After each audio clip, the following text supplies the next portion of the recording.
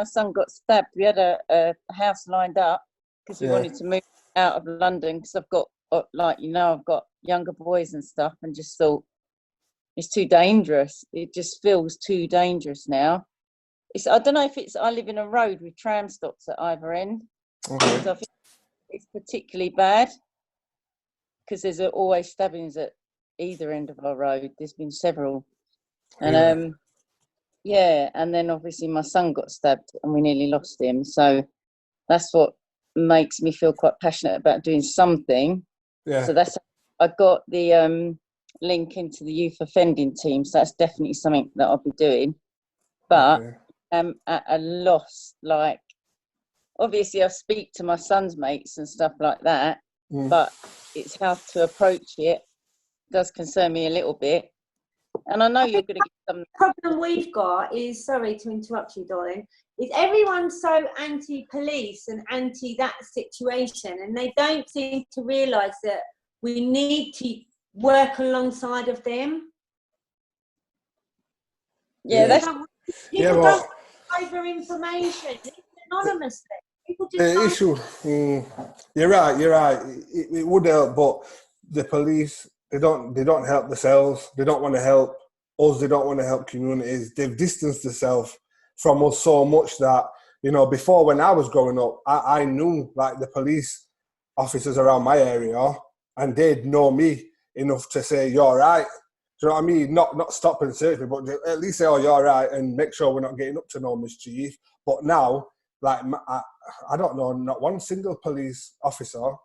And if there are police, it's them PCSO people with them tie grip handcuffs. So, like 20 years ago, before I had my first baby, I worked in admin as a civilian in the police. Okay. And then I kind of fell into it. My friend said to me, "Look at the money you earn if you be a police officer." I had a very colourful childhood, did all sorts of mischief. So I ended up doing it. But it was like falling into it. But I did 3 years in Deptford in London, which had a really high crime rate. There was no knife crime. 20 years ago, literally, in 3 years, I never went to a stabbing. I think that was just sort of like when it was starting, wasn't it? Like, I think Damiola Taylor, I think he was 20 years ago.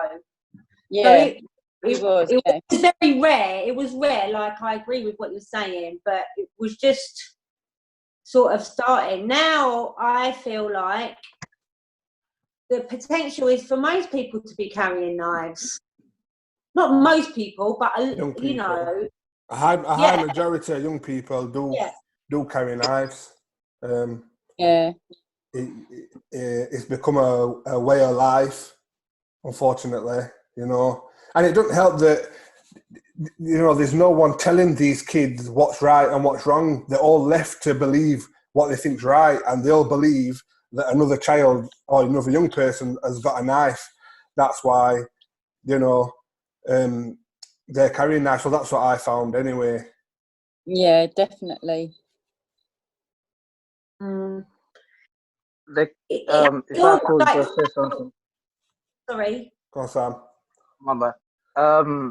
I think the most reason why a lot of kids are out there on the street, like young people carrying knives and get involved in all this drugs and stuff like that. I think some homes, like, there's no father figures in some houses where if there's a father figure, the dad would tell you, train you up the right way.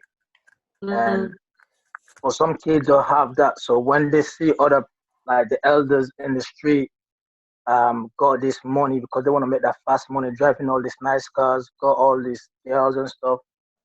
Now, these people in the street becomes their role model, because if your dad is at home, your dad will be your role model. You look up to your dad, right? Yeah. And now they're looking up to these people. So if they send them to shop, give them like £20 notes, they go buy something, and you keep the change, and basically they're looking up to these people. Now I want to be like you. I want to do what you do.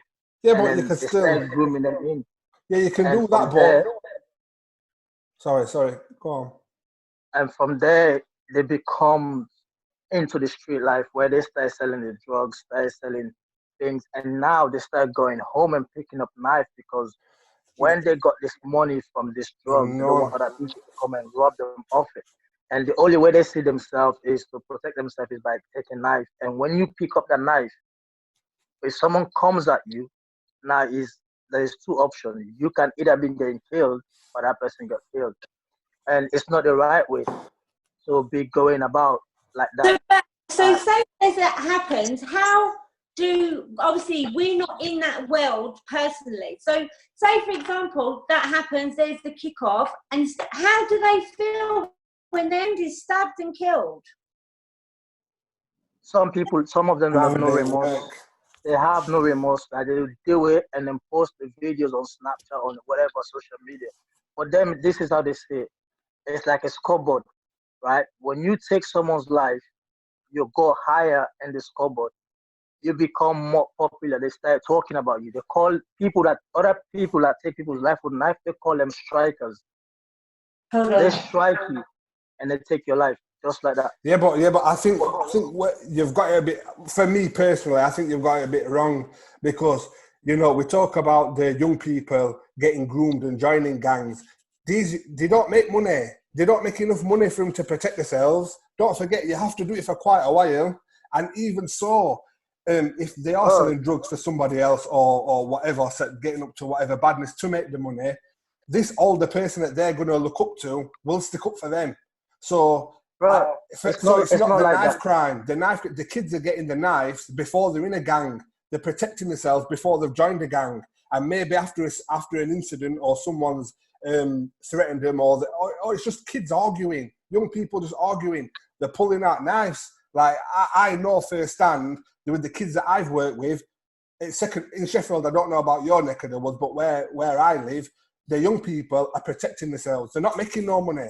I can see that when I go into school and they're wearing shoes that are beat up and they're wearing normal jeans. Like when I go into schools, I can pick out which ones, especially when you get older, which ones might be up to badness because 14, 15, I don't know what you're doing with a £1,000 Moncler coat. And when you get Y12 and these kids that are carrying knives look like their mums have still dressed them. So that to me don't ring no alarm bells for me because I can see that there's no money coming in. Because as a kid, when you do get money, that's where it goes. Do you think they're the children that are taking knives from home, taking kitchen knives? Which ones? The youngsters, the ones that you said. They're knives from the home. Yeah, they're knives from home. So what it is it's just protection. Like they're not thinking to use it. The ones that I've worked with, some, don't get me wrong, there are some young people out there that are not right in the head. Like let's just put it that way. They've got something wrong with them. They like violence. They like to hurt people. I don't know if it's because they're feeling that they get for themselves or because of how other people treat them. But they like doing it. But for the most part, what I found is when the young people are scared, that's when they're carrying knives. You see, there are two different groups. Like the ones that you're talking about is the ones that watch a video on YouTube, watch this grime dance or whatever videos on YouTube, and they want to be what these people are. Yeah. They want to, because they see in, like, for example, the what's it called? The movies that just came out, the Blue Story, this and that. Yeah. When they watch these things, when it goes into their head, regardless of what they're seeing in it, they're trying to protest it outside. Yeah, but then they do it. They want to be this thing. And then they do it.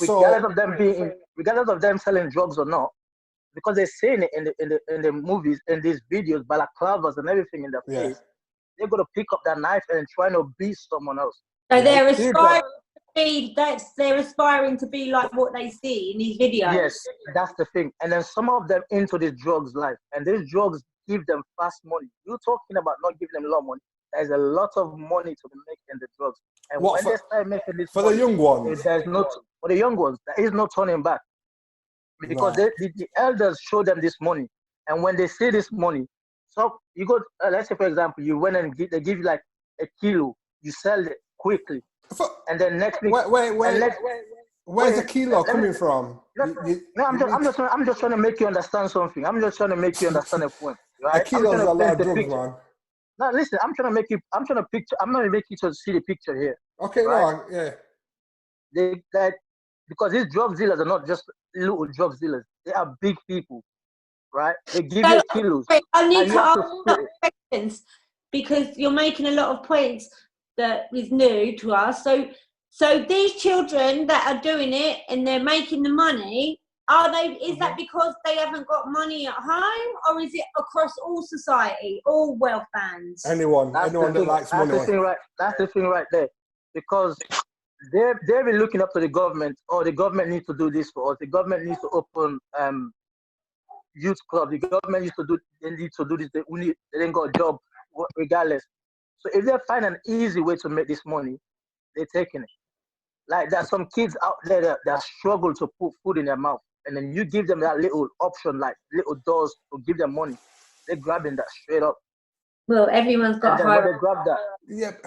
Okay. But you believe it's across all of like the society bands? I personally don't think, and I've researched it a bit. There's no direct link between knife crime. I don't know about your ends, but in where I'm from, there's no direct link between drugs and knife crime. I'm from London, but I moved to Sheffield. I've seen it. I'm from London. I moved to Sheffield, and I've witnessed it. So it's not just me talking and doing research about it. This is real life. This is what's happening.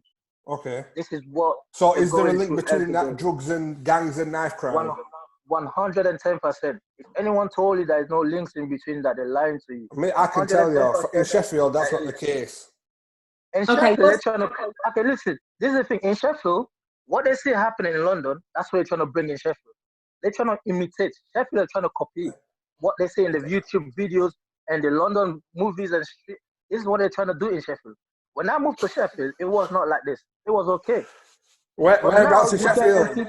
Whereabouts in Sheffield? I mean S2. Where? Like Springland and Aberton, like in between. Okay. Literally a couple of days ago, someone got shot in front of my shop, the corner store that I go to pick up stuff.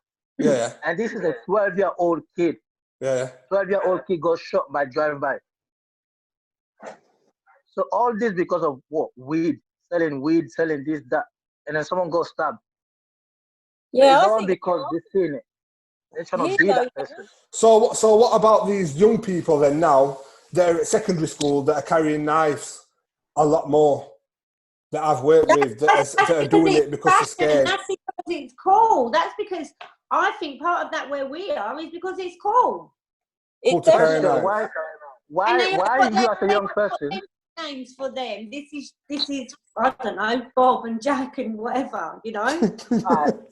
My question is, why are you as a young person scared? Why are you scared? What are you scared of? If you know what you're scared, why do you have to pick up a knife? Yeah, what makes to you protect themselves. That's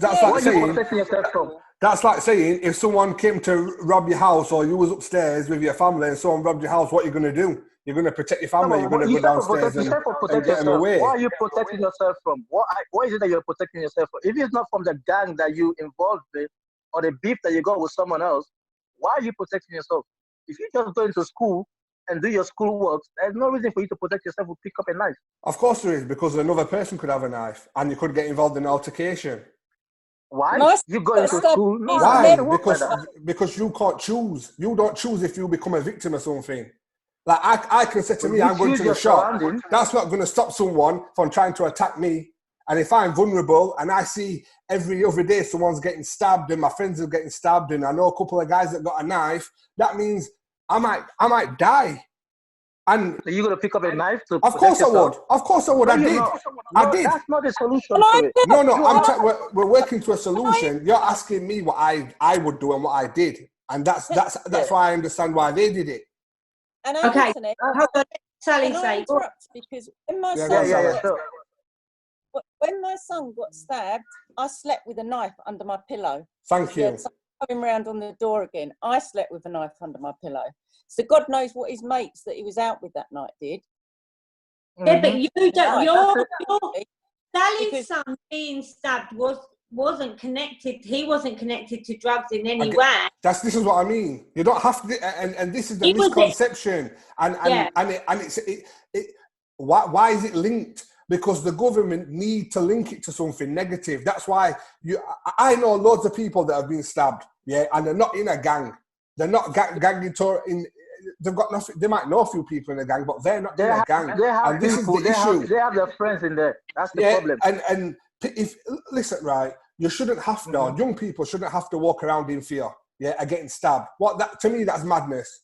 Especially if they're not involved. Now, if they're involved in gangs, fair dues to you. Like, you know the road, you know the rules of the road. If you're in a gang and someone from another gang sees you, you know what's happening. But now, nobody knows who's in a gang and who's not. It's just young people. There's too many innocent people getting caught in the crossfire. People that are completely unrelated. I mean, I know it was a shooting, but that girl that got shot on Sunday afternoon going to the shop is a prime example. Yeah, 100%. Done. I agree with you. If you live by the sword, you die by the sword to a certain degree. But keep all your shit together and leave the rest of us alone, safe in our lives.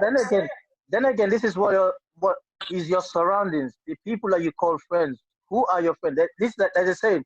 Show me your friend, and I will tell you who you are.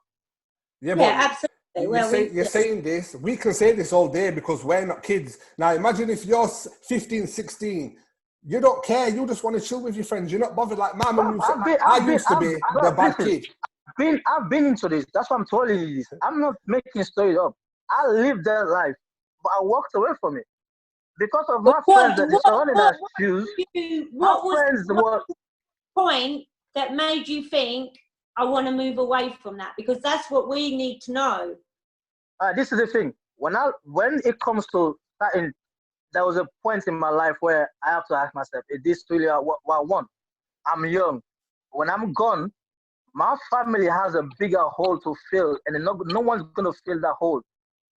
There are people that love me so much, and for me just picking up and going on. That's the point I'm trying to make earlier. Like, when one of these people were killed, young people were killed, whether they're, innocent or if they run with gangs, surely that must affect the other gang members, as it were, that they've lost one of their people. Yeah, because because now they see as a family. They see as a brotherhood. So you take one of them, the next thing they're going to do is revenge. They're going to cook up a plan and come and take one of yours. They call them ops. If I don't like you in a different area, I don't like you, and I see you in the street, or I see someone that is a friend of yours, if I can't get to you, I'm getting to him. And when I took him, the next thing you're going to try to do is, if you can't get to me, you're going to try and take someone else from me. So, but when I looked at the situation, I'm thinking, nah, it's not supposed to be like this. My friends back then, they did not tell me, oh, this is right, this is wrong. Nah, they just keep on pushing me to the danger. And I have to look my surroundings. I have to look my people. I'm like, nah, I can't be doing this anymore. I've got bigger things ahead of me.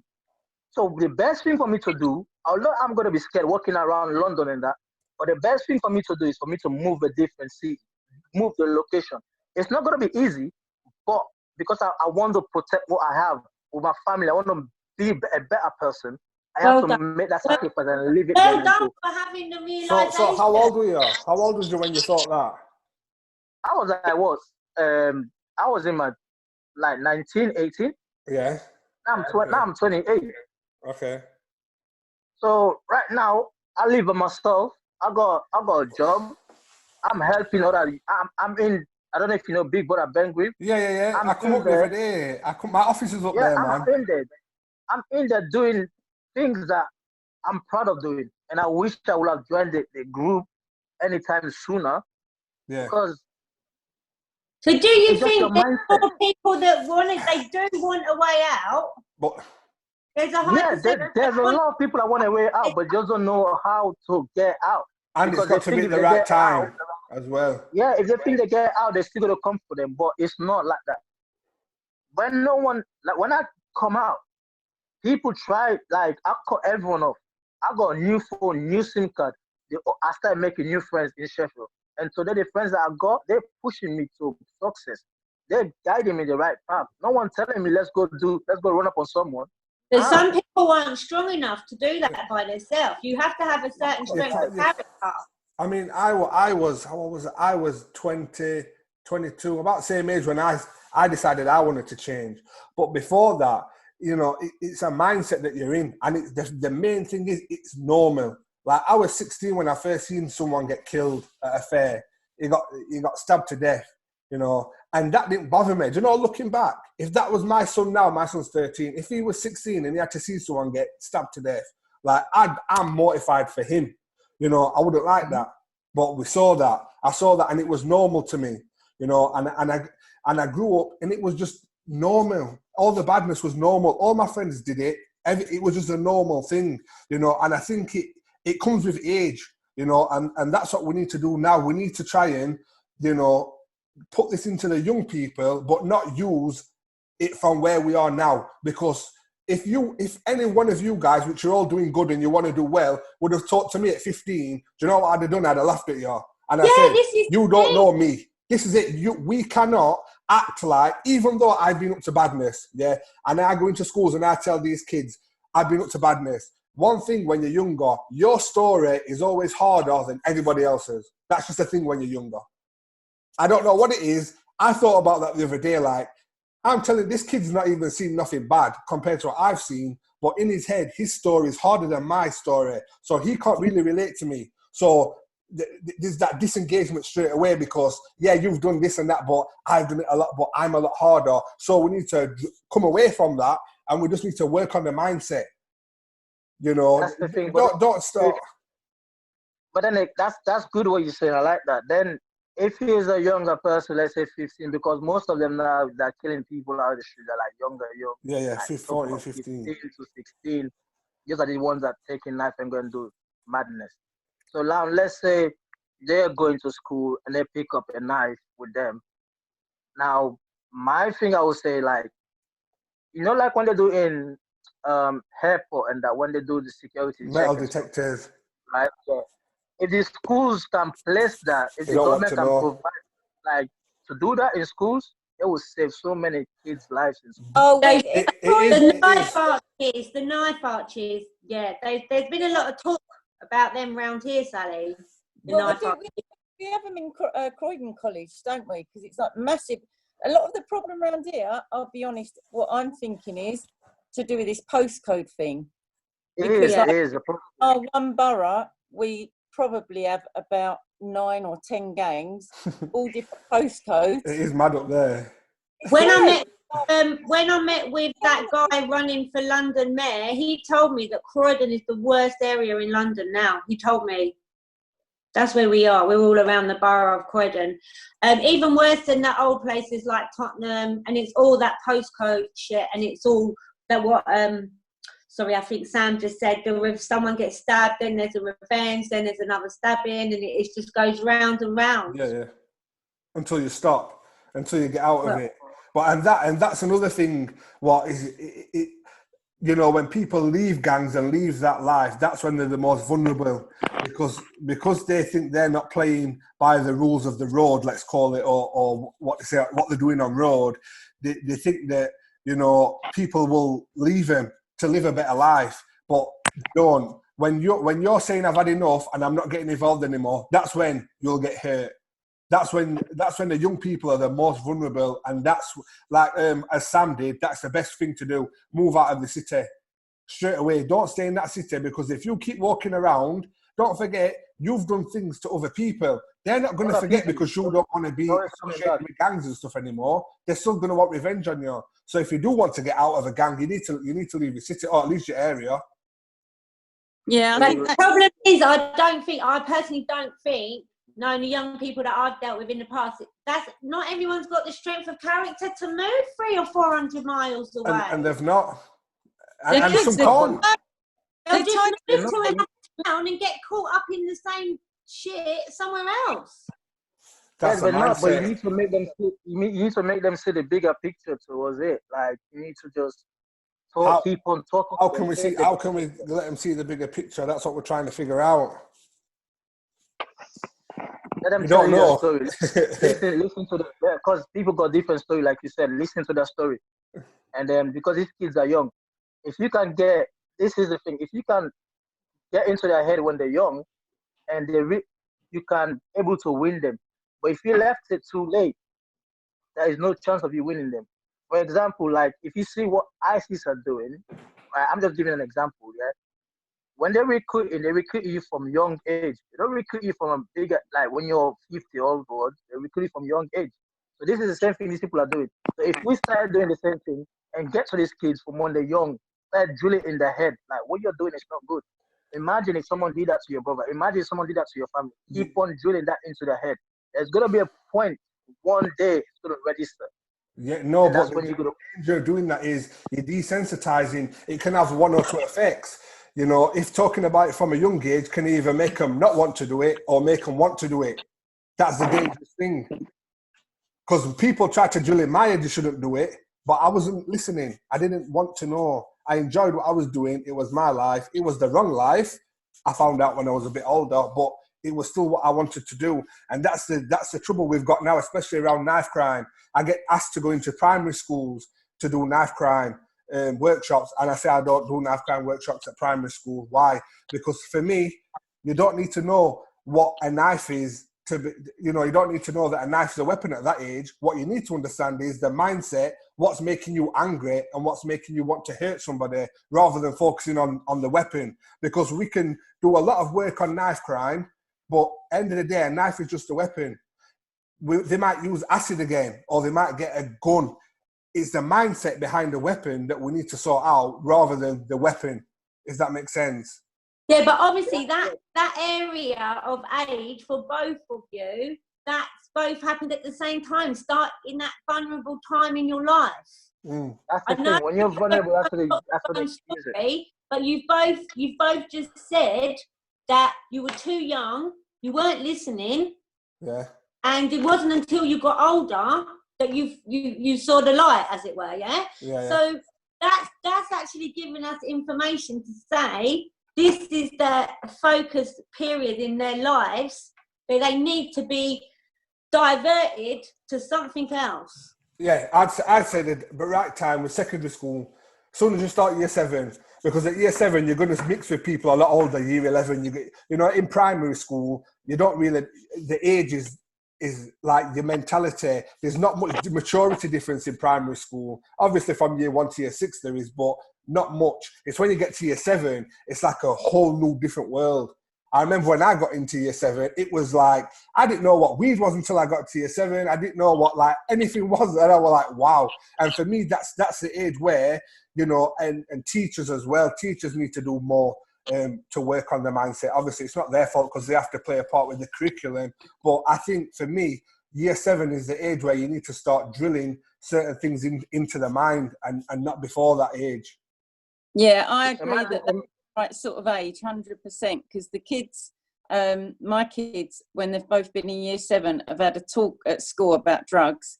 Like, I went mad on drugs, everything I could have possibly taken, like you were saying, everyone's got a story. Mine probably wasn't the best, my upbringing, and parents split, but that was my thing. I just took everything I could get my hands on. I was like on a path of self-destruction. But my kids have had a lady go in year 7, and she lost her son to drugs, and she talks about it. And for the 2 of them that have had the talk, haven't gone near drugs.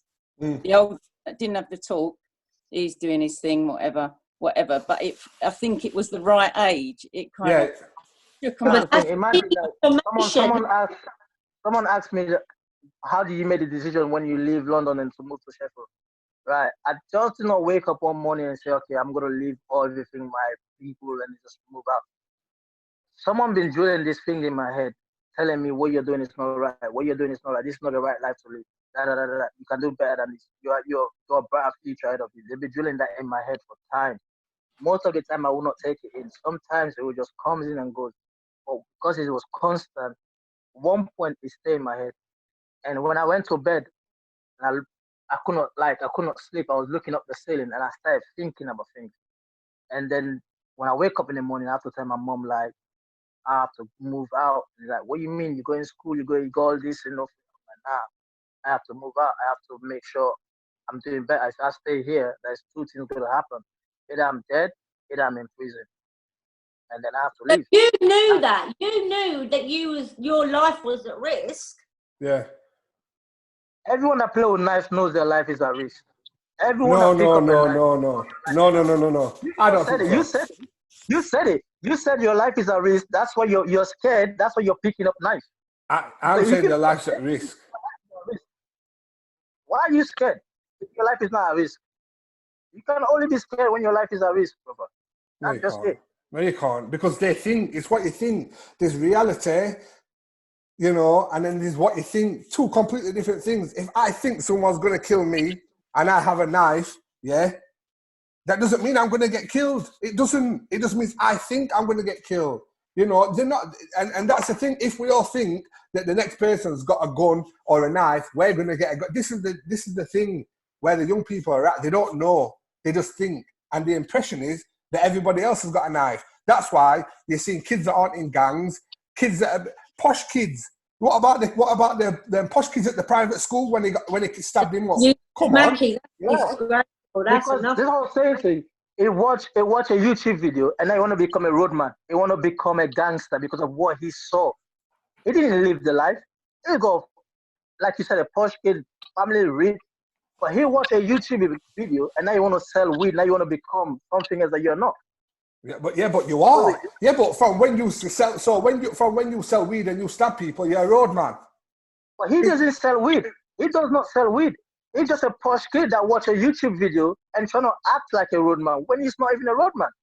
Yeah, but he stabbed someone up, so he is. They were smoking weed and doing shit. 100%. So this is another thing I see a lot. When a kid gets stabbed to death, they're saying, "Oh, they want to be gangsters." I'm sorry, I know what a gangster is, and if you stab someone to death because you don't like him, to me that's what gangsters do.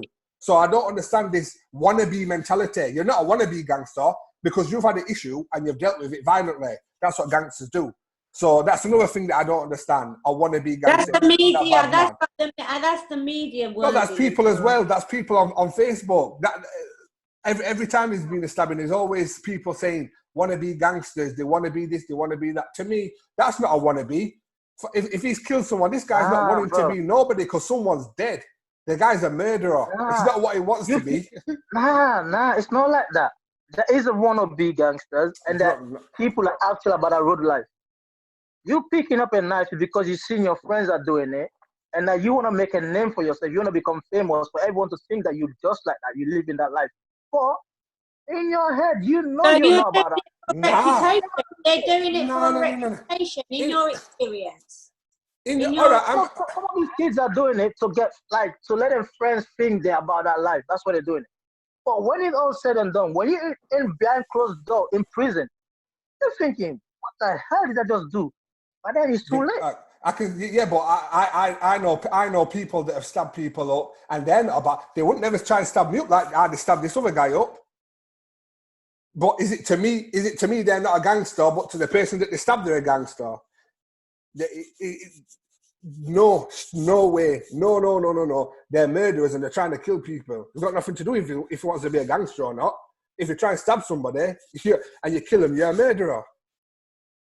Yeah, but that doesn't make you a gangster, though, is it? So what makes you a gangster? A gangster, you have, the road life, you have to live that road life. No, you don't. No, you don't, because you can jump on it and you can jump off it. So you're a road man now. You was on road before doing badness. So you won now? No. I'm not. Exactly. Like I said, I took myself out of that situation. Exactly. So the way how you took yourself out of the situation, someone can jump into that situation, and that's how they do it, by stabbing people and doing all sorts of crazy stuff. Why you jump in a situation, you become a roadman. So you can't just go and stab someone if you know about that life. Of course you can. Of course unless you premeditated murder, you're planning to go and kill someone.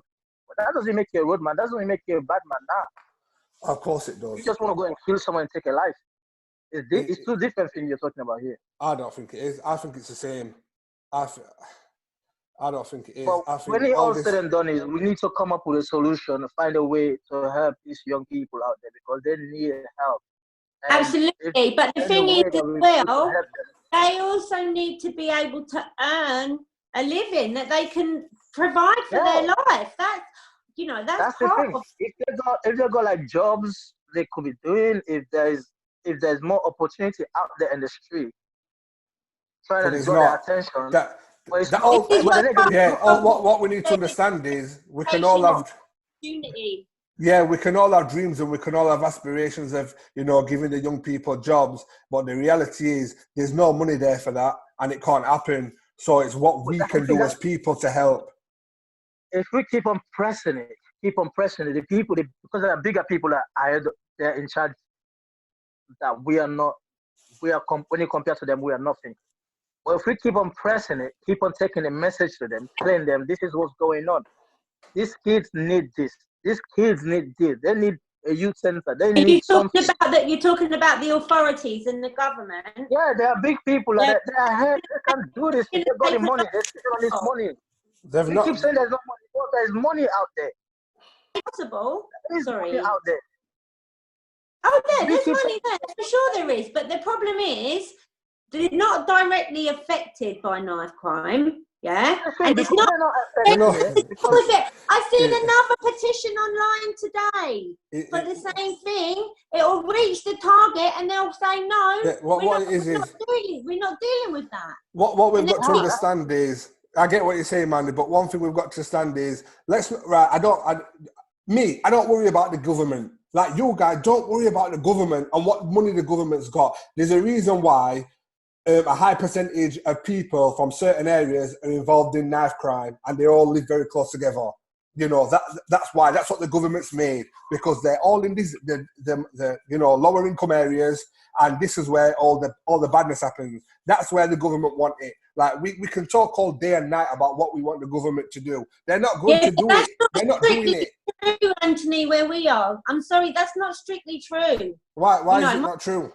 Because it's not just in certain areas. Yes, the main demographic, the drug dealing and the crime and all of that is in the low poverty area. It isn't only in those areas. But it's more so in the areas.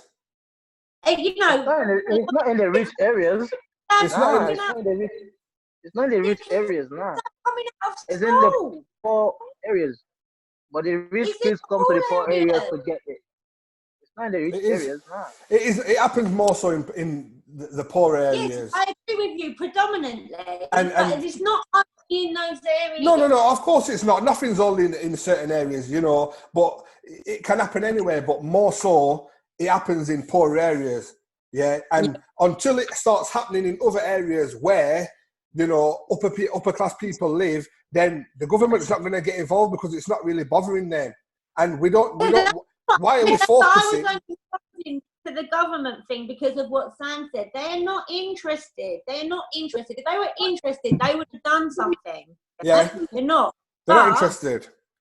The people can, in time, we can do like different things. Yeah. It's not affecting them directly. They're not interested. And at the end of the day, crime is a business to a certain degree. They make money from crime. Oh yeah. 100%. But the thing is, there's so many different parts of it. They need education. They need opportunity. The government's not providing that.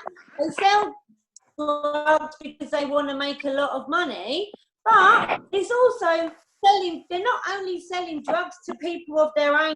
The drugs are in demand from all classes of society. This is such a multifaceted problem. People out selling drugs, they're selling it to all the people. My customers are millionaires. And see some of the worst things you can imagine. It's all through society. And at the end of the day, I don't really care what people do on the weekend, what their tipple is or whatever, but we're going to get to the stage where it's not safe to walk down the street. I mean, that young girl on Sunday showed that. Imagine you trying to get to the shop. She just passed her by. She just went to the shop and then she got shot. Yeah. And now they're looking like what they say in America. Now it's not just about knife anymore. Now it's guns that are involved. So what they're saying in these places, they're trying to bring it back to the UK and stuff. And now these things are getting worse and worse and worse. So if we just keep on pressing on and trying to help these kids out there, but we need a lot of people. We need the million that's people. What I'm saying. We need definitely. Well, Mark, we need to push it to the limit. Sorry. You keep pushing it. Yeah, sorry, yeah. Sorry, I was a little bit late joining because I've got a really poor internet connection. But my name's Mark Miller. I'm one of the managers from South Yorkshire Violence Reduction Unit. And just to let people know that the government do care, and as part of a huge influx and initiative of work that's being carried out, is violence reduction units have been commissioned by the Home Office to set up and down the country. Now, I represent South Yorkshire's. In fact, Anthony, I'd like to speak to you after this meeting if I can, just have a chat on local issues and maybe organise another meeting after that.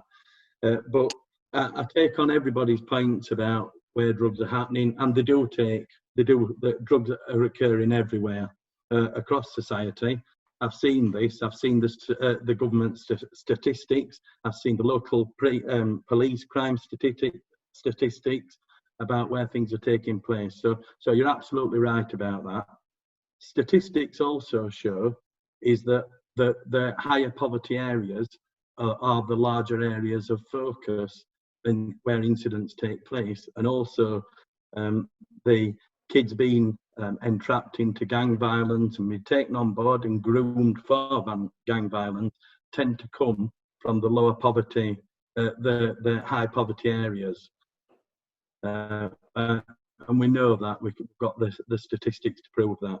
However, I attended a seminar down in London before lockdown where there was two very high, one a lawyer, a high level lawyer, and her husband who was a chief executive of quite a large company, whose son had the best of everything, went to a private school, was groomed and entrapped into gang violence and running drugs as part of a county lines outfit. That's from a family that had everything, live in a very affluent area of London. So it's not exclusive to whether you're young or poor. However, in high poverty areas, then these pockets are ideal for grooming, because there's kids from there who are extremely vulnerable because they're coming from families where they've got absolutely nothing. And yeah, but then if those high poverty areas were addressed by government, surely they wouldn't be so vulnerable to it. Yeah. Well, they're not going to do that, are they? I don't know. I mean, there's legislation in place to deal with the violence element. You're right, the poverty issue is completely different, and that goes back to housing, it goes back to public health, it goes back to medical, it goes down to how fit and resilient people are, the lifestyles that they lead. There's a whole host of things which will not change overnight. However, part of the work that we are doing is an acknowledgement that early intervention is above and beyond one of the most key elements that we must embrace and engage with to get hold of kids and work with families who are potentially vulnerable. And that's a key element that all violence reduction units up and down the country are working with. And part of the work that we're doing about that is looking about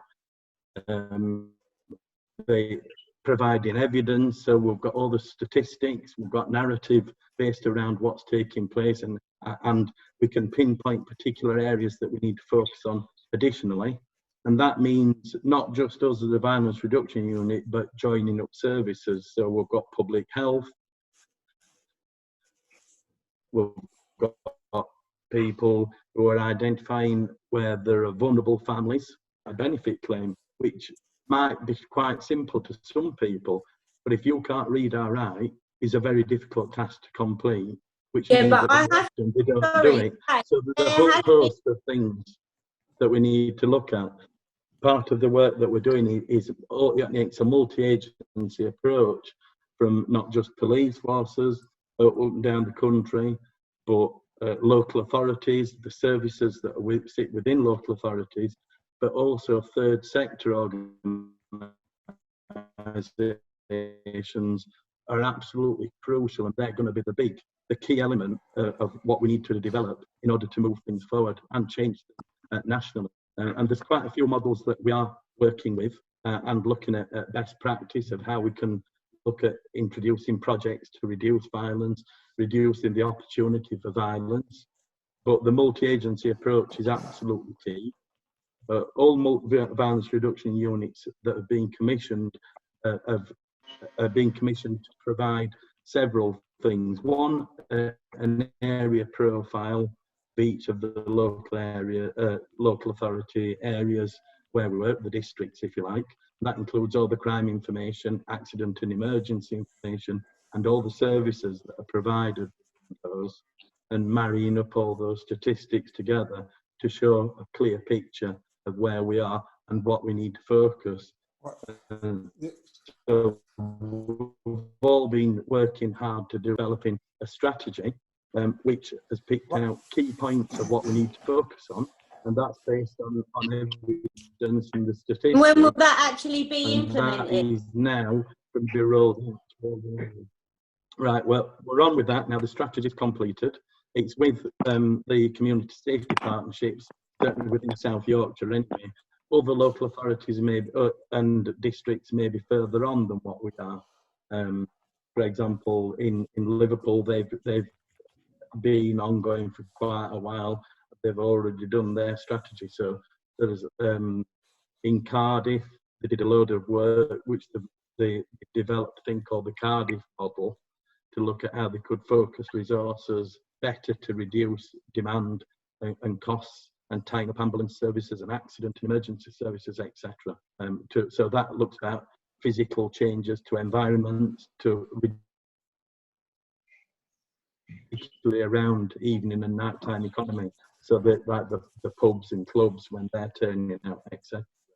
So, but whether they're already being rolled out, we are in the process in South Yorkshire of developing those. I'm developing one for Barnsley Metropolitan Borough, but there are officers within the violence reduction unit who are doing the same for Sheffield, Doncaster and Rotherham, and they're bespoke plans which look at the particular areas based on the ward profiles that we've done and completed, and they look at developing how services in Barnsley are in Doncaster, Rotherham, Sheffield, wherever it is in the country, need to be focused on to fill the gaps and look at how we can introduce changes to reduce violence. There's an awful lot of work to go on, but the violence reduction unit focus is about the multi-agency approach and pulling everybody together. So but it is a long game.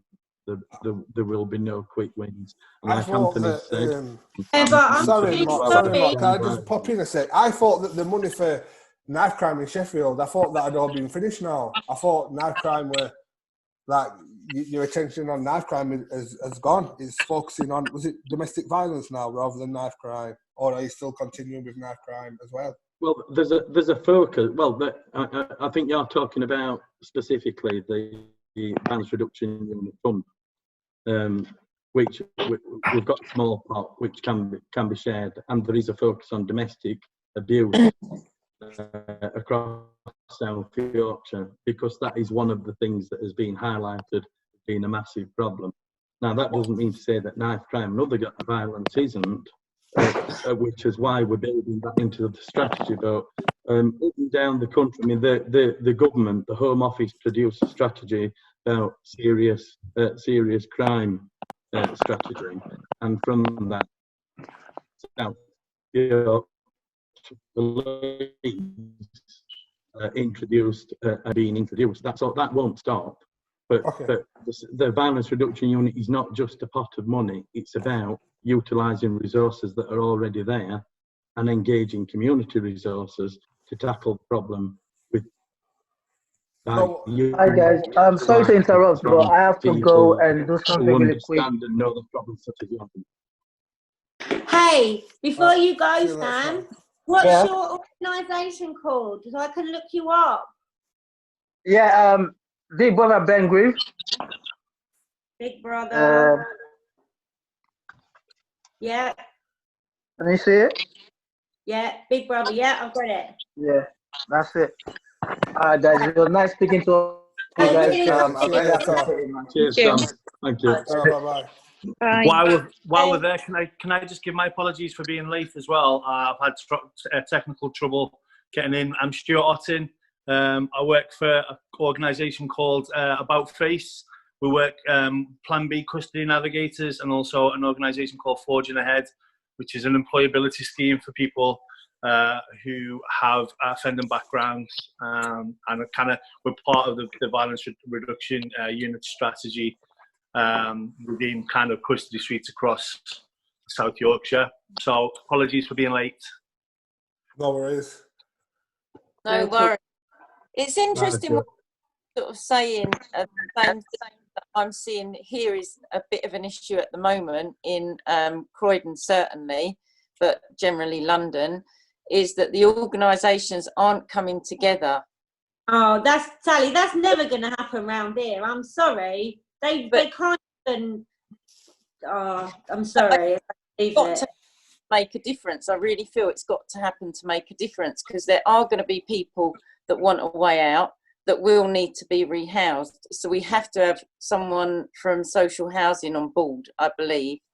And then agencies that are involved, and they you know, social services, you know, not being funny, the things that you've told me about your situation, you're still waiting for people to come back to you, you know, over a year since that happened to your son. We need to be realistic. This is not going to solve the problem. I'm sorry. It may be not where we are. They don't. If you think about it, like we're talking, and this is why for me, we're talking about a group of young guys that need a change in mindset, you know, and I think there's a lot of people in a lot more worse places than these guys, you know, they're able, they can work, you know, it's just a shift of mindset, you know, and if on the grand scale of things, you've got people with real bad disabilities, or women that are getting abused at home, and on the grand scale of things, these young kids in gangs, it's bad, but it's not. Talking about that kids getting picked up young and stuff, okay? Yeah. That Jaden Moody's mum, she contacted the police time and time again and told them, I need your help. My son's being groomed. He's being picked up. She told them who they were, where they were, what they did. And her son still ended up dead. She asked all of those agencies for help. But again, and I know what you mean. I get your frustration, Mandy, but we can't, us here, we can't change that. You know, we're just trying to do our bit. But what that gentleman is saying, in our area, I don't know your area, so I can't comment, honestly, but in our area, it's not going to happen. It's not realistic. It isn't. It's seen too many cases. They don't have to be realistic strategies. It's just a plan, you know. Yeah, but we need we're fed up with all of that. Well, that's why you're doing something about it. You know, I think everybody's got a choice. We can either sit down and we can moan about it, or we can get stuff done. And Mandy, you're doing what you can do, and don't stress about it, because you know you're not going to change over the world. And I know it gets you mad, and I know you want to help everybody. I'm the same, but you've got to understand that there's only so much you can do. My thinking is this, and I'm a very simple soul, Every problem has a solution, There is a solution.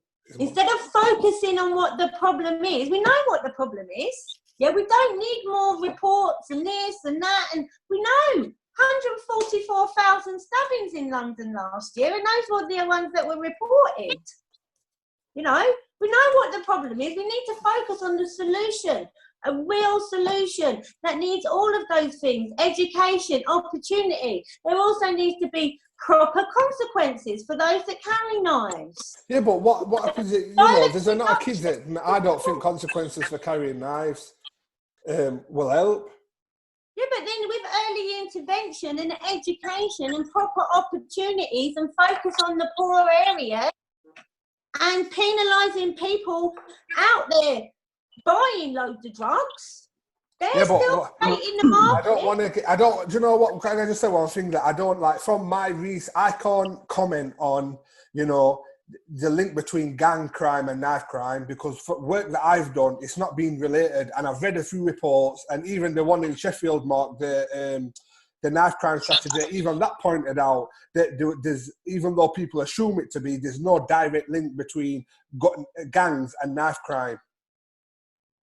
No, I'm sure there is in London. It's not. So why is your friend's son got stabbed up and he's not in a gang?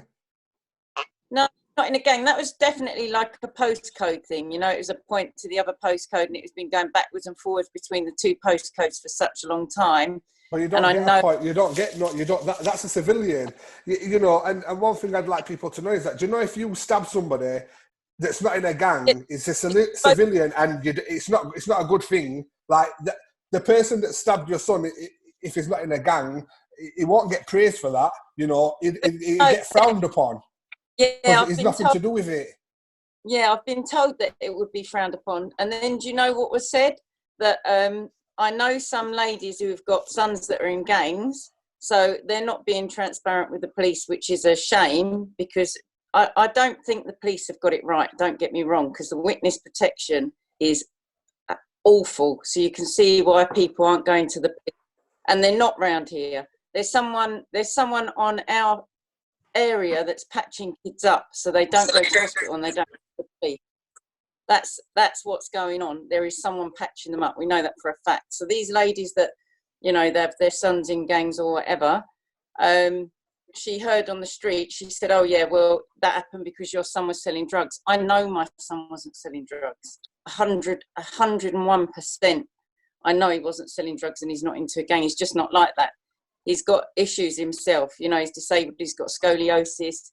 He's just mad into bikes. He's been doing all this bikes up, knives down. So, but they used it as an excuse because, like you said, it's wrong that he was stabbed. But that they use it as an excuse. My husband straight away, that's an excuse because they know they've got a gang now.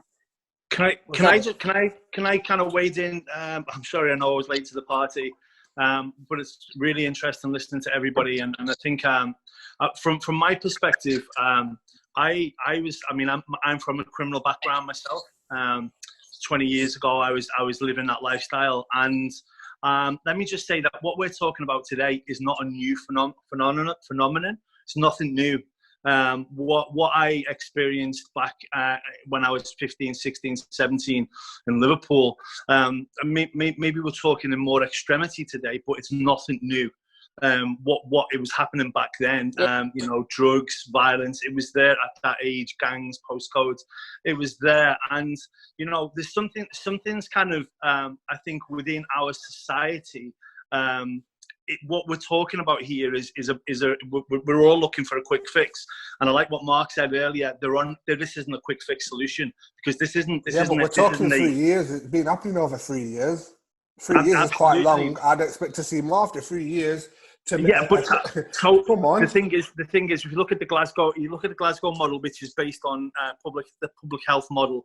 I'm sure Mark, you'd back me up on this in terms of looking at endemically. Looking at crime as a disease, which we all believe it is. I'm from that background, and I know what it did to me. I know what it did to my family members. Crime is a disease in itself, and we have to treat not just what's going on now, but we have, again, coming back to what you said, Mandy, we also have to change this focus. We have to start looking at what are we doing in our schools? Who are we talking to? What ages are we talking to these children? What age are we talking to the people on the streets? What age are we actually giving people aspirational dreams? How are we helping people to encourage and see? You know, like we see people in our media all the time, in the music industry, whatever, glamorizing crime at the same time as saying, I got out of this. Look at me, look at what I am, you know, but actually still glamorizing what they're doing, still talking about it, still in those circles. We've got to look at all aspects of our society. But you're talking about music. You're talking about that's because that's what do you know what? It's seen as glamorizing, and in a way it is, but it's just a product of the environment. It was the same when the hip hop come around, Wu-Tang music years ago. It was the same. They're talking about what's happening. My point I'm coming back in 5 minutes. I've just got to go and put someone to bed. my point is this. This isn't just a police issue. This isn't just a society issue in terms of us and the elders in the village. This is a a connection issue. We all need to start talking. This is brilliant what you're doing here and bringing people together from different environments to talk about this stuff in a real way is necessary and is needed. I think frustration will always overflow because we all see that from our perspectives what we think is the solution.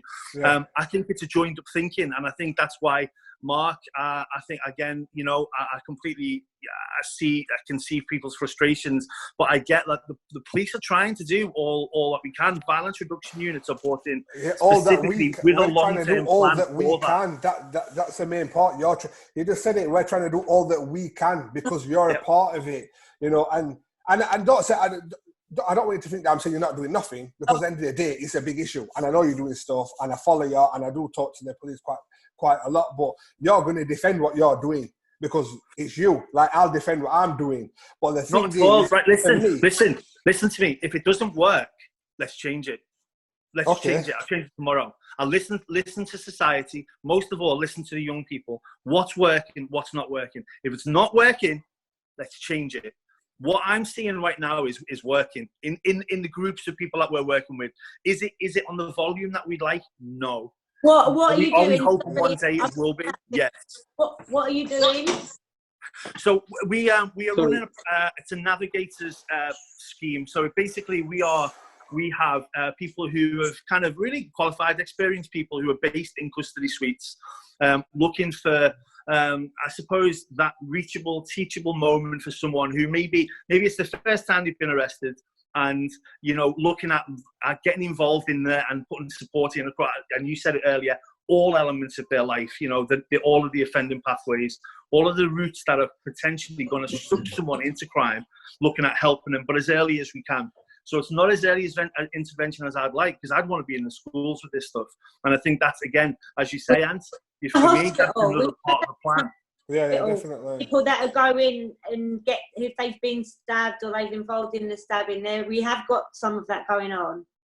You've got a great program in the Met called Divert, which is very similar, and it's in some areas, not all yet, but it is rolling out, and it's a similar program to ours. The thing that's different for us in South Yorkshire is we've actually been running the About Face program for 3 years behind the scenes before getting involved with the VRU, and we've seen amazing results with that. We've seen amazing turnarounds in people's lives, from both inquisitive crime, where people have got involved in stuff, maybe carrying a knife for protection, stab someone, or potentially, you know, gang-related stuff where it's actually on a different level.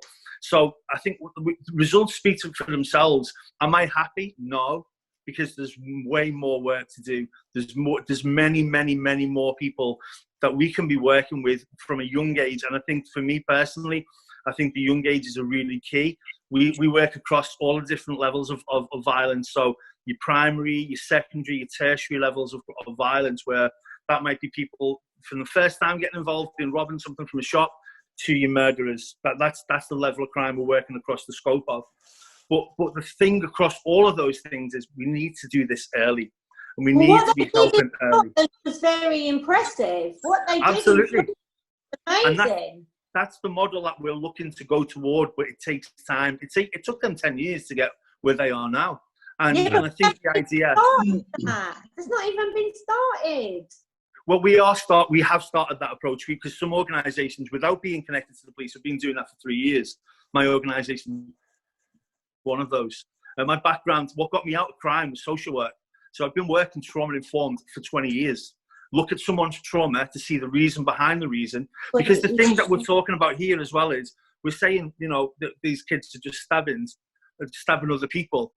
A lot of the time, and I would say this from experience, and also from working with people, but from my personal experience, a lot of that is related to the trauma that they've gone through.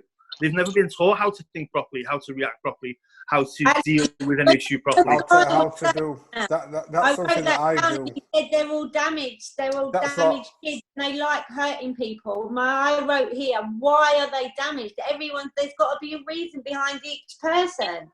Can I just say one thing? Another thing, when I go into schools, a key thing for me is conflict. Like, we're always taught you either fight or you run away. That's what I'm always taught. But my background security, and I do a lot of conflict management, and I can deliver conflict management, and there's ways for you to get out of conflict without it ending up in violence, and kids don't know it. Young people do not know.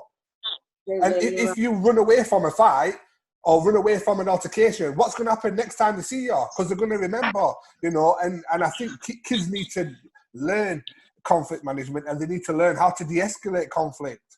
That's one thing. I think that's vital because, as I say, it don't matter if it's a knife at the end, a weapon, or a gun. A weapon's a weapon, and when violence occurs, the weapon gets used. We need to drill it into the young people's minds that how to deal with conflict, so you can walk away and feel happy with the fact that you're not arguing or conflicts happen, and that the person's not going to then come back and try and carry on the argument. It still comes under education, doesn't it? Education, giving them a choice, giving them an alternative. But what it says to me is, if there's so many people that are damaged, I mean, I understand it the same as Sally, we didn't have the best childhoods and whatever. What does that say about our society? Our society is actually starting to break down. And I feel sorry. I feel sorry for the young people. I honestly do. I feel sorry for them. And when my son went to high school, I knew what happened to me when I went to high school, and I thought, right.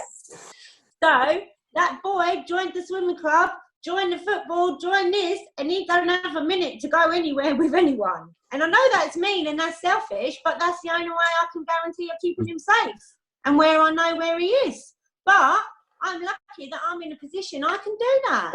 I've got friends who can't do that. They can't afford to do that. And the children get to an age where you're physically trying to restrain them to keep them in. Who wants to do that to their own kids? Yeah. Keep them safe. Can I just cut in? Just several things, really, is that the police have acknowledged that they can't deal with issues on their own. They've acknowledged that by locking somebody up, now there's a paper, if you want, anybody can go onto the internet, look for it. It's called Public Health Approach to Policing. I advise anybody go on and have a look at that. And the whole purpose of the work that we do is looking at, if we end up spending an absolute fortune on crisis, we wait while things have got to a crisis point, and then services have to pick that up, and it's very expensive. So what we are looking at with the strategies that we're developing is looking at priming services. So in all money and investment goes in at the early intervention stage. So it mentions, as Stuart's already alluded to, stopping things before they begin. So if there's a family that are having difficulties, that mum can't cope with the kids, then somebody's there, and there are additional resources put in to be able to assist with that. There's secondary interventions where things have got going, but there's still an opportunity to stop it getting any worse and try and recover a situation. Then there's tertiary, which is what Stuart will deal with is when somebody's already gone down that smoky old road, excuse me, and they end up in custody.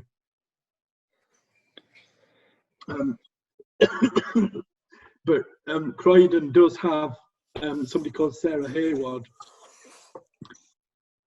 who is the director of Croydon's Violence Reduction Network.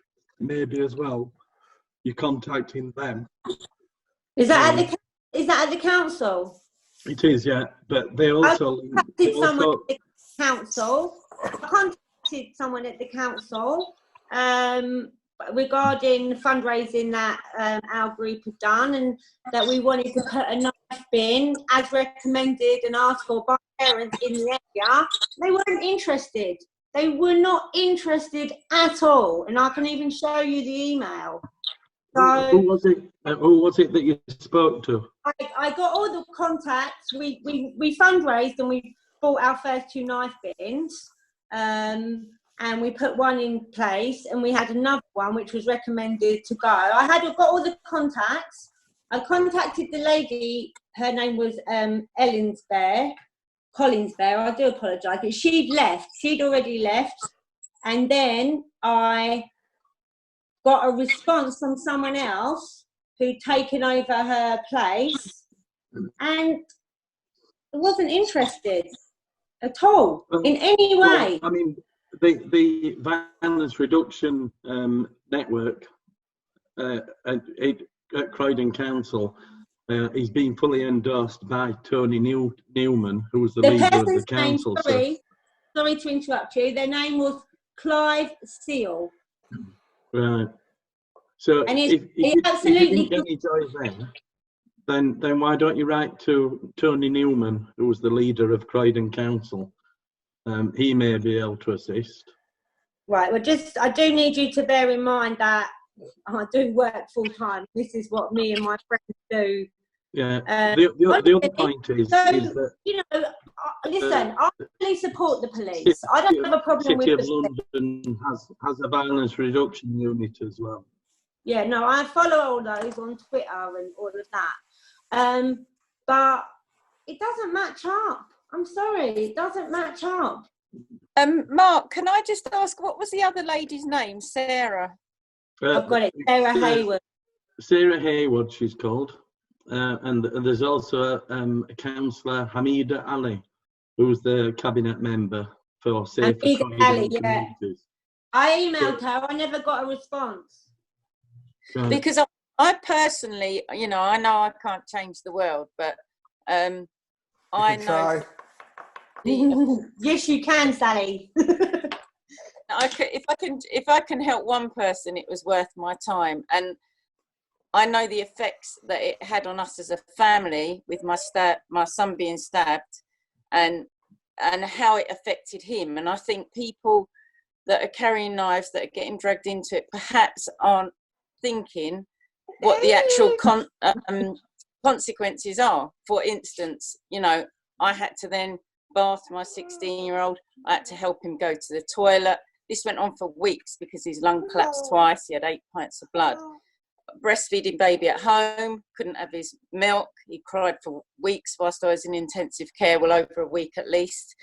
So I have a story to tell, and it's just getting into the schools. So I've got a connection with the youth offending team, but I do feel like I would benefit from being given some information on how to approach it when speaking with people. You know, I was a police officer for 3 years, 20 years ago in Deptford. There wasn't really, knife crime wasn't really even worth talking about then. It was so different back then to how it is now. We're seeing, you know, 3 or 4 a week. But it's just trying to get people together, because we've also got Red Thread here that work in the hospitals that seem to be doing some wonderful stuff. Trying to intervene early again when stab victims are going to hospital. They're trying to speak to them and see if they can help, like a bit like what Anthony's doing, I think, you know, trying to I do that in Sheffield. Yeah, so it's just for me, it's like trying to find structured ways in so that I'm taking the right path and doing what I can personally, which isn't going to be change the world because I don't have the power. I have children of my own, but I am willing to offer time and speak, you know, with people at the youth offending team. But it would be good for me to have some kind of connection, perhaps with guidance around doing that. I've been looking into some courses for us lot to go on, Sally. I can come back to you with that as well. Sally, something that, Sally, if it helps as well, I can. I mean, I'm happy to share my experiences with you on that. I started the About Face program 3 years ago out of nothing, with a view to just wanting to talk to one counsellor or one person in the police or one school headmaster who would let me talk, you know, and tell the story that I had to tell. And unfortunately, like this, listening to everybody, that it is a common, you know, we get gatekeepers a lot of the time, and they stop you from getting to the people that you need to, and getting to the voices that you need to. And funding, Don't give up in that. Would be my first kind of, you know, biggest thing I would say to you.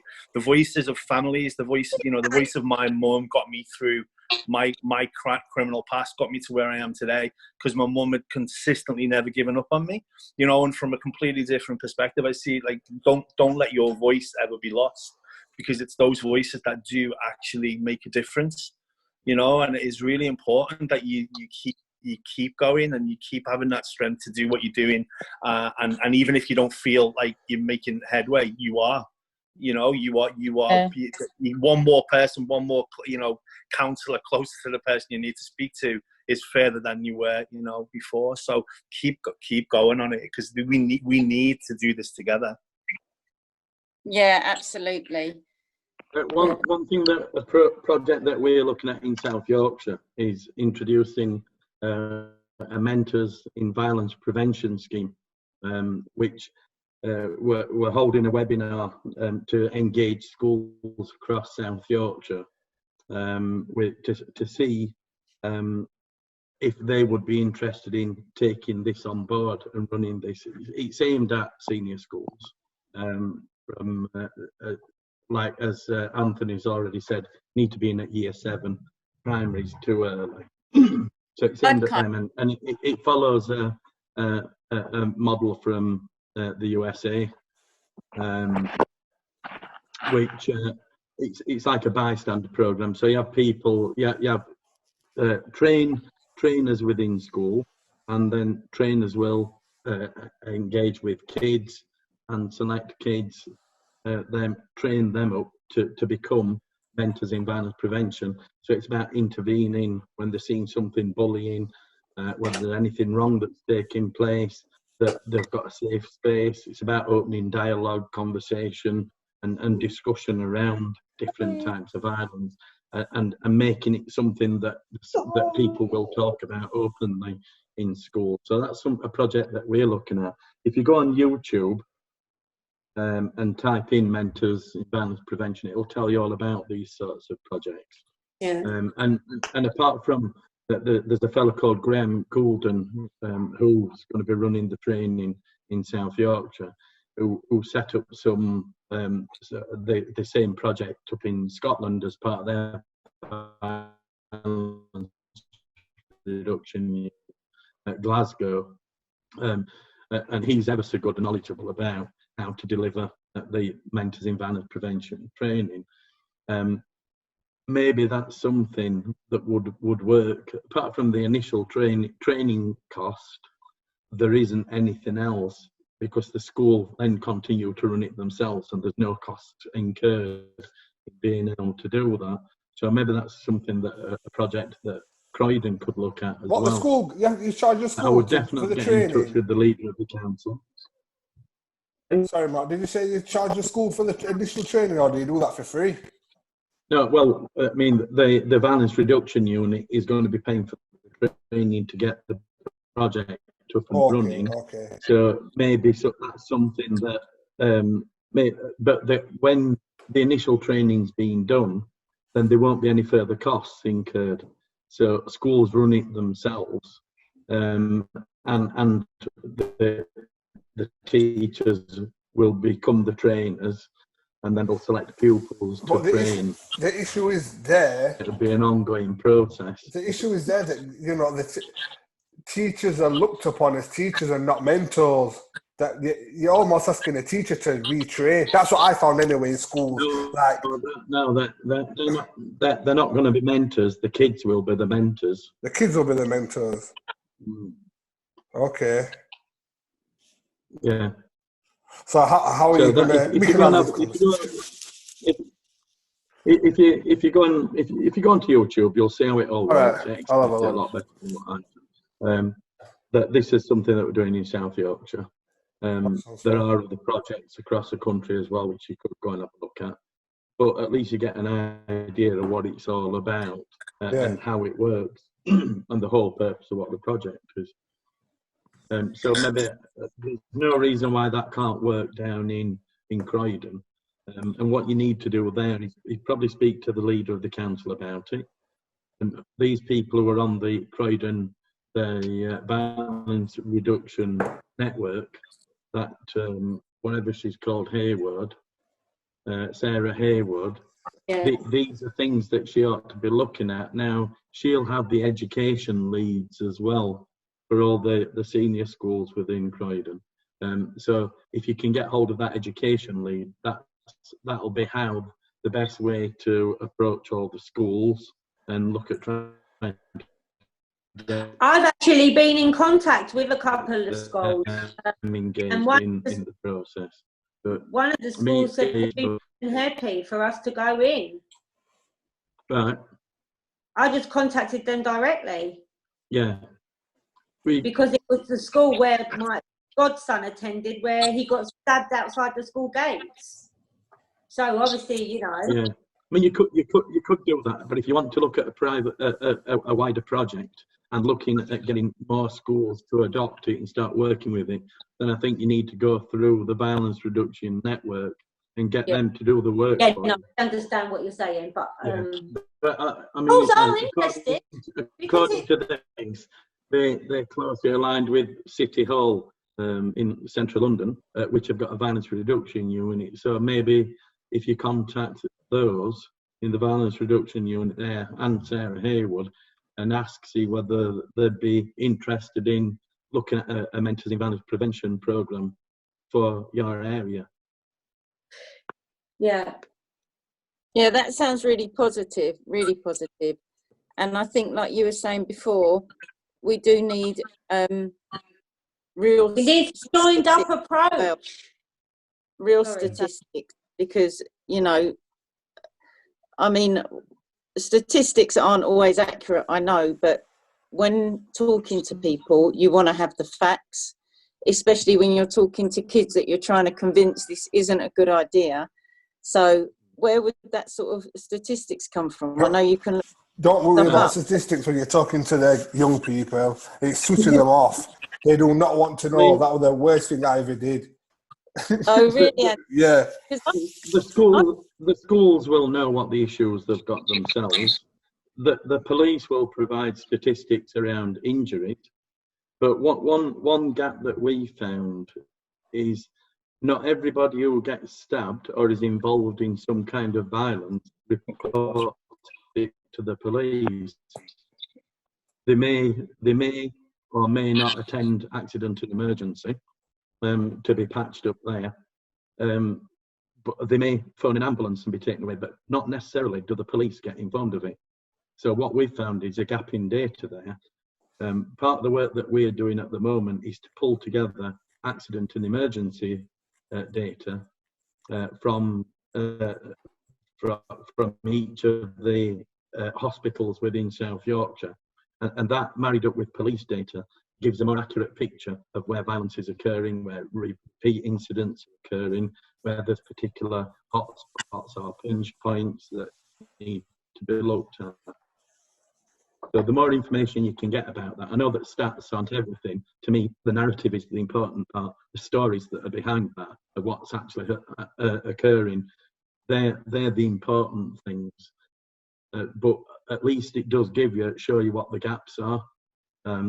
For example, it could be a particular area on the street where there's lots of violence. It might be that there's a load of muggings because council have decided not to turn lights on to save money or whatever.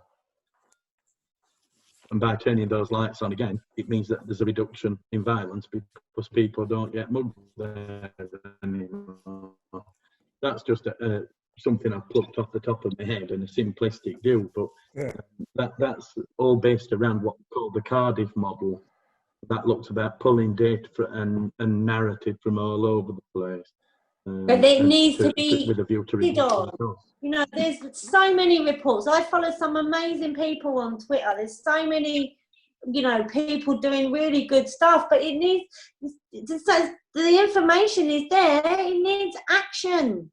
Action. And that's what we're doing. The work that we're doing, they're action plans. No, for example, at the moment, I'm leading on a piece of work around.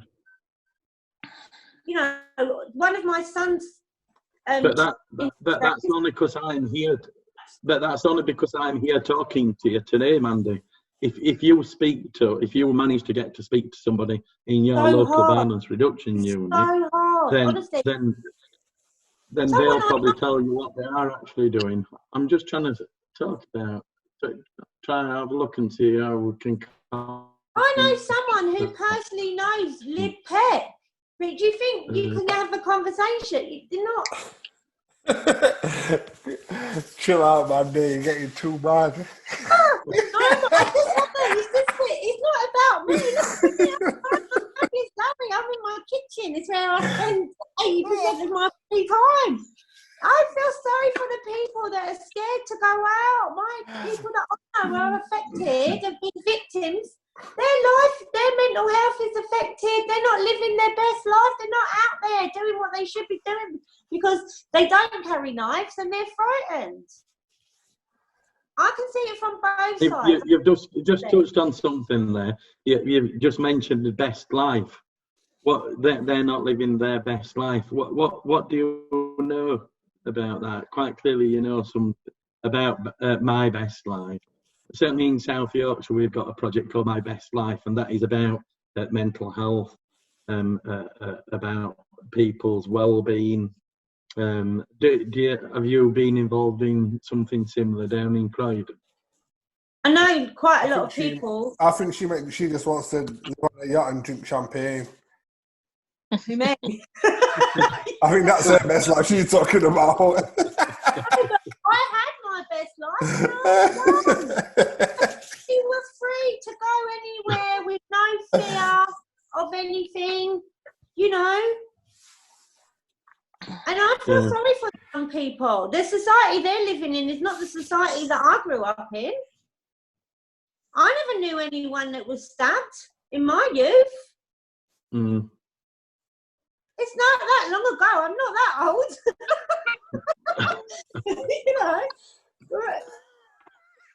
You know, I left school 30 years ago, and the world has changed. And now I keep my son practically a prisoner because I'm so worried about something happening to it. It's bad, but we're all working together. And and don't get me wrong, everything I say is only because I want to learn more from you guys, and I might come across as being negative, but I am not negative in any way. I just want to see action. Is enough talk? Are you doing the action? Are you acting on your words? Yeah, we're still. That's all right then. That's all right, isn't it? You don't need to worry about anybody else. Just do what you can do. It just makes me so sad every time. There was a stage last year, and this is why me and the other mums got into it. There was a stage last year. I watch the news at 10 o'clock every night. It's my little habit. And when I used to hear that noise for the news, it used to give me dread because the first thing that would come on is this person's been stabbed. And it got to the stage, it was every day. Yeah. It's not normal. It's not. Well, everyone's doing the bits. I mean, like down your side, you have to get in touch with the people that are taking care in our crime. Obviously, I don't know, but Mark. And don't get me wrong. I'm doing as much as I can, but it's very time consuming. Of course, we're all doing as much as we can because we don't work in this. We all work in what we work in, and we're trying to do this in addition to our lives. And then you spend however long sending out emails to people and they just knock you back in like 5 sentences and not even interested. And that's from the council. And I just have to keep trying. Keep trying. Oh yeah, don't give up. Don't worry. I won't give up. And I keep all those emails and I say... What, they do print them all off? Print them all off and shove them in there. I've emailed you this many times. That way they respond to you to get rid of you. Or they give you something to shut you up. Well, I'm just looking now that Sarah Hayward is on Twitter, so maybe you could contact her through that. Get out, you know. Yeah, no, my someone's to Lib Pet on behalf of our group, and she's in City Hall. Anyway, I'm not here to be negative, I promise. Yeah, you're not. Right. I'm going to have to go. So, is everybody happy? Or Mandy will have us here until 10 o'clock. Oh, I won't. That's not bedtime. I'm happy and I'm grateful for the couple of names and leads I've got there, because I've got connections with Redfred and the youth offending team. So if I can speak to someone at the council and then hopefully get a small package together, just to try and get my voice heard, because I do figure there will be one or two people out there that have got a conscience and think, actually, I never thought of it this way. Well, Hey? according to Google, there is a violence reduction unit in City Hall. So, Yeah. I think you need to get in contact with them, because they're the strategic arm. They're not the doers. They're the ones that create the strategy and tell other people what they need to be doing. Okay. Through their action plans, like we are doing, like we're delivering. I'm leading on a piece of work around evening and nighttime economy. I'm also leading on a piece of work around weapon and aid crime and homicide, and also the mental imbalance prevention. So there's quite a few different projects and schemes, tools that are out that can be used, and the job is getting the data which we've already got. We've got those facts and translating it into what people need to do to make a difference. But I think you need to start with the violence reduction unit. Who is it? Who's based in Croydon? Is it you, Sally, or is it both of you? Both of us. If you for City Hall, the guy who's in charge of the VRU down there, the violence reduction unit, is a guy called Jack Rowland, I believe. And he's probably a good guy to go to. He also started the program I spoke about earlier, Divert. They do have a Divert youth program also, which is aimed at younger people. So I think that, again, check him out on Twitter. That'd be a really good place to start. Jack's he's a police officer, but again, he's now heading up the VRU unit, so it'd be worth checking him out. Is that, how's their name spelled? R-O-W? R-O-W-L-A-N-D. Jack Rowland. Cool, thank you. That's something to go with. Yeah, it's a name to start. If you go on the london.gov.uk website, then you can get access to the violence reduction unit from there, and you can speak to them, make contact with them. They'll tell you what they're doing, including as part of their strategy to reduce violence. The other person, Sally, that you need is that Amida Ali. Right. Yeah. Is she Croydon as well? Croydon Council? Or? Yeah. She's the cabinet. Really? Well, I'm going to go and deal with my needy 3-year-old now. Oh, bless. Oh, it's been so good. I've got 6 here, so I've got my work. Wow. Wow. Yeah, good luck with that. Mine are older. Because I can't cope and I've got 2. Right, thank you so much. So right, cheers. Ta-ra. Cheers, everyone. Bye. Thanks for hosting it, Anne. Thank you. Hey, no worries. If you need me, give me a shout, anyone. Yeah, let's catch up at some point, Anne. Yeah. Yeah, definitely. Give me a shout. Another one. Will do, mate.